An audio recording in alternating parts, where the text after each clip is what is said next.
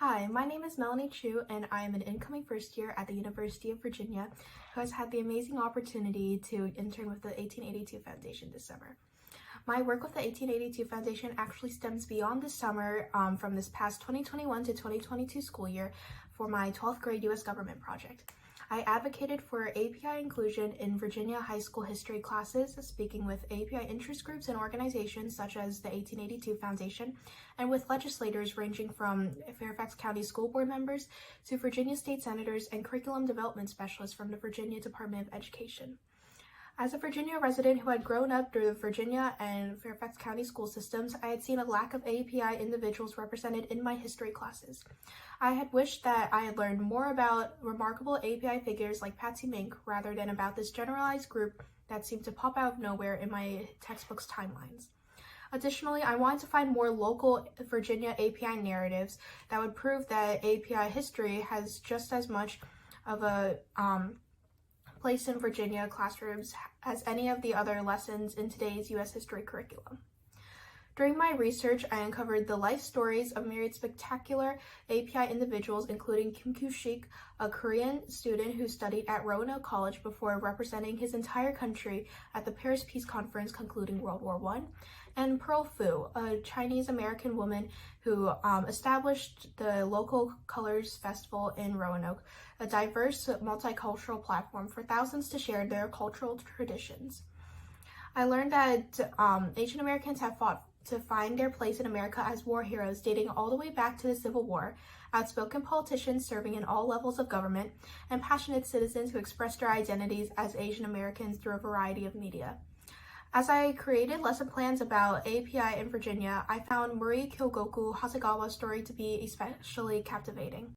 Hasegawa was a Japanese-American activist who grew up in the wake of Executive Order 9066, to organize the 1963 March on Washington, and visited North Vietnam during the Vietnam War as president of the U.S. chapter of Women's International League for Peace and Freedom, also known as WILP.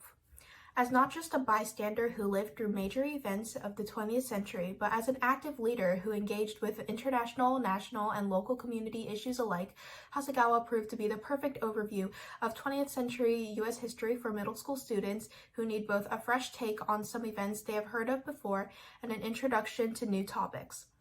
Furthermore, Hasegawa has an inspiring philosophy of patriotism through activism that is fundamental for those middle school students who are beginning to understand themselves as members of a community rather than as simple individuals.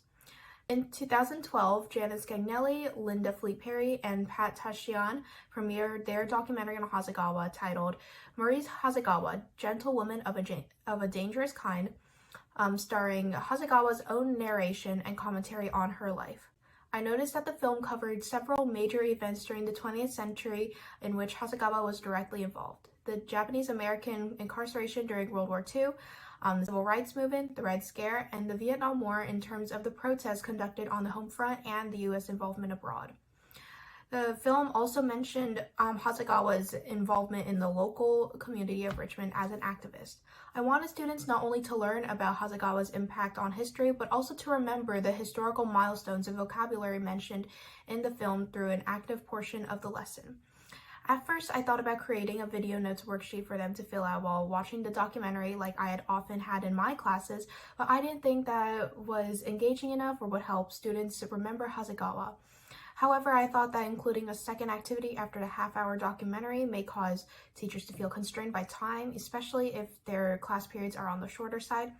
But I ultimately decided on creating a lesson plan based on the latter, including the 30-minute documentary with this 90-minute max lesson plan, because having that big picture introduction to 20th century American history for these middle schoolers who may be learning about these events for the first time is so important.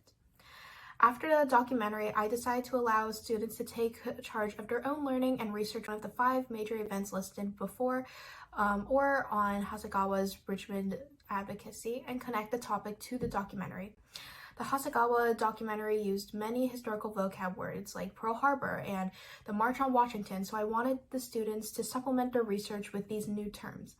I also wanted to include a few new terms not mentioned in the film so that students can gain a more comprehensive overview of the research topic. For example, for the Red Scare group, I listed McCarthyism as a vocab word from the documentary because during the age of McCarthyism, Wolf was accused of being a communist organization, threatening Hasegawa's residency as she was not yet a U.S. citizen. In order to reveal the intensity of fear and consequences during the Red Scare, I listed a couple extra vocab words for the group to research. The House Un-American Activities Committee that investigated and tried citizens accused of communist activity, and President Truman's loyalty order that allowed the FBI to investigate over 3 million federal employees accused of communist activity. To conclude the lesson, I thought about what I wanted the students to take away from this lesson and how they can apply it to their everyday lives. I wanted to emphasize Hasegawa as the focus of this lesson and to have time for students to connect Hasegawa's philosophy to their own lives. So I provided 2 reflection questions. I really like this Hasegawa quote.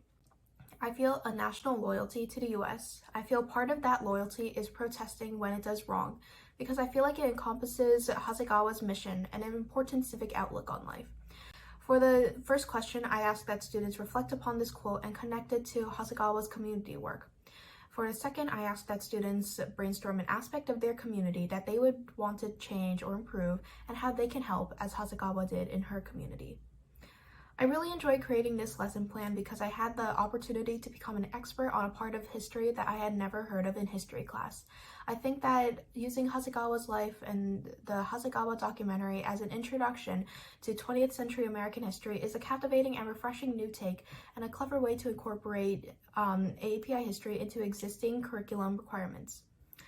As teachers use lesson plans like mine that involve more powerful API representation, I hope they consider how they can bring in the names of specific figures, utilized primary sources and original API voices, and incorporate representation into their existing lesson plans. I learned about the last of these from the 1882 Foundation itself, and I think this seemingly simple solution will allow teachers to make a great impact upon their students' education. I have really enjoyed researching AAPI in Virginia, creating lesson plans, and working with my fellow interns and staff at the 1882 Foundation this summer. I hope that the education program continues to expand and advocate for Asian American history in schools in the greater Washington area and nationwide. Thank you.